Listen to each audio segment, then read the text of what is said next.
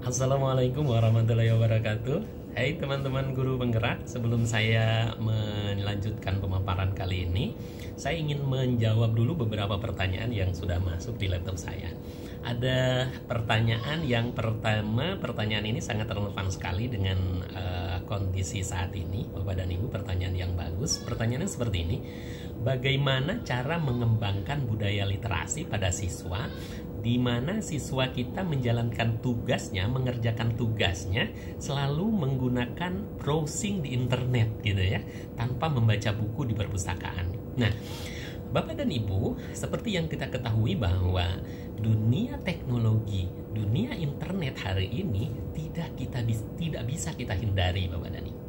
Oleh karena itulah saya menyarankan kita harus merubah mindset kita, merubah cara pandang kita. Yang asalnya kita memandang internet itu menjadi sebuah masalah, kita harus pandang internet dan teknologi ini menjadi sebuah aset atau potensi yang perlu kita kembangkan untuk mengembangkan sekolah kita. Sehingga ketika kita memandang ini sebagai potensi, maka yang terjadi adalah kita akan memanfaatkan potensi internet ini dengan sebaik-baiknya. Contoh, saya berikan contoh, ketika kita memberikan soal kepada murid-murid kita, maka soal yang kita berikan itu tidak lagi hanya berkutat dalam mengasah kemampuan kognitif saja. Karena kalau kita hanya memberikan soal yang mengasah kemampuan kognitif saja, maka akan dengan mudah anak-anak kita, murid-murid kita menemukan jawaban itu di internet gitu ya. Tetapi kita harus memberikan soal-soal yang mengasah proses pembelajaran seutuhnya. Bagaimana anak-anak kita bisa melakukan pengamatan, bagaimana anak-anak kita bisa melakukan analisis. Ini pertanyaan-pertanyaan yang perlu kita dorong kepada anak-anak kita. Pertanyaan yang memantik rasa ingin tahu dari murid-murid kita, sehingga terjadi proses pembelajaran yang utuh pada murid-murid kita gitu ya. Intinya, pandanglah internet sebagai sebuah aset untuk mengembangkan kompetensi murid-murid kita. Yang kedua, ada sebuah pertanyaan juga, bagaimana cara mengidentifikasi kodrat alam yang sangat beraneka ragam. Bapak dan Ibu, rekan-rekan calon guru penggerak, murid-murid kita memang memiliki kodrat alam yang sangat beragam sekali. Kita sebagai guru memiliki tantangan utama. Apa tantangan utamanya?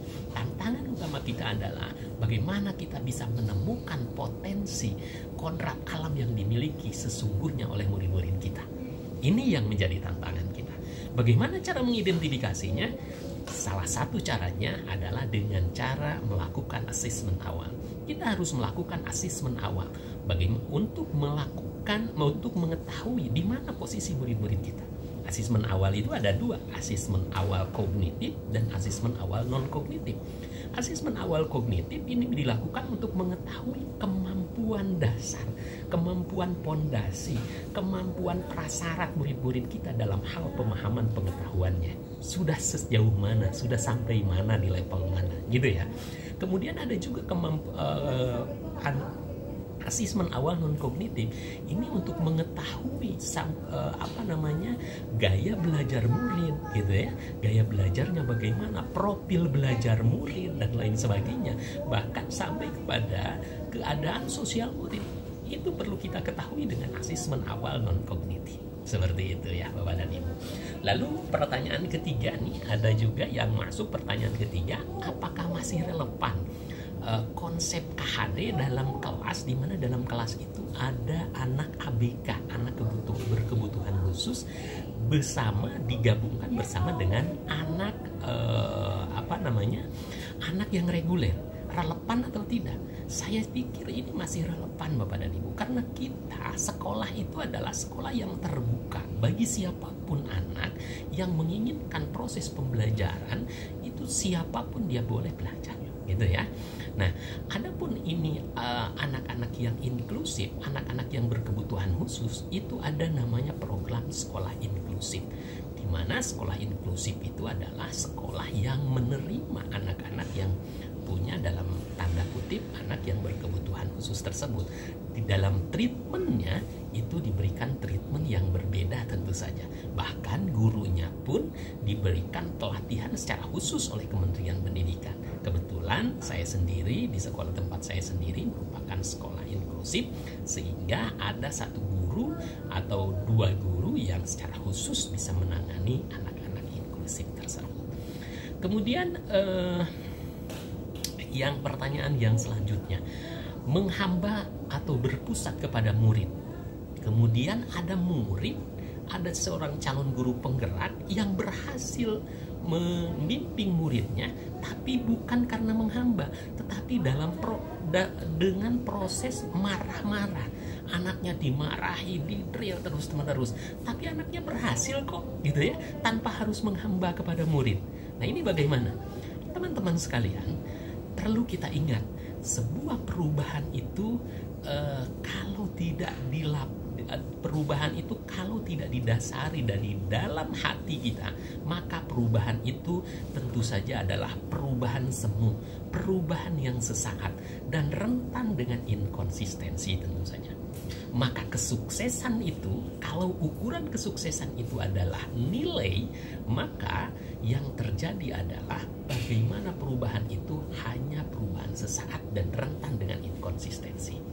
Bapak dan Ibu, beda halnya kalau perubahan itu dilakukan ya berdasarkan kesadaran penuh, mindfulness, kesadaran diri sendiri dari murid itu sendiri, maka hasilnya adalah anak tersebut akan merasa melakukannya dengan kesungguhan, sepenuh hati, dan jangkauannya itu akan terjadi dalam jangka waktu yang sangat lama. Itu ya Bapak dan Ibu.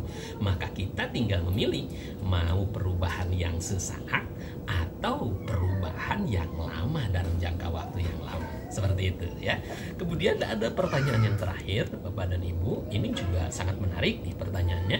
Bagaimana mewujudkan, menuntun yang saya lihat dalam konteks sosial budaya di daerah saya, katanya, di mana di daerahnya itu ada dalam hal agamanya itu ada istilah syirik gitu ya, ada sesajen-sesajen yang disajikan. Bagaimana menuntun ini ya, mengajarkan ini kepada murid-murid ini. Bapak dan Ibu, lagi-lagi saya ingin menyampaikan bahwa kita melihat sesuatu itu, kalau kita melihat sebagai sebuah masalah, maka yang muncul adalah mengatasi masalah gitu ya. Tetapi kalau kita berpikir tentang itu adalah sebuah aset, sebuah potensi, maka yang terjadi adalah pola pikirnya bagaimana memanfaatkan itu untuk menunjang visi dan misi kita. Seperti itu. Begitupun halnya dengan istilah syirik, dengan sesajen-sesajen ini. Kalau kita anggap ini sebagai sebuah potensi, sebagai sebuah aset, maka yang akan kita lakukan itu adalah bagaimana budaya ini bisa menambah manfaat dan berdampak kepada murid-murid kita untuk mengembangkan nilai-nilai budaya dan saling menghormati daripada diri murid-murid kita. Nah, ini penting Bapak dan Ibu, cara pandang kita ini sebagai guru.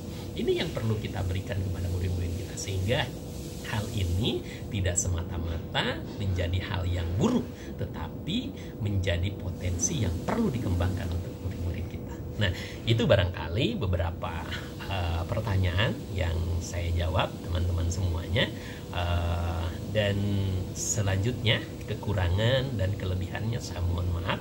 Nanti kita akan lanjutkan dalam sesi diskusi selanjutnya. Terima kasih teman-teman. Assalamualaikum warahmatullahi wabarakatuh.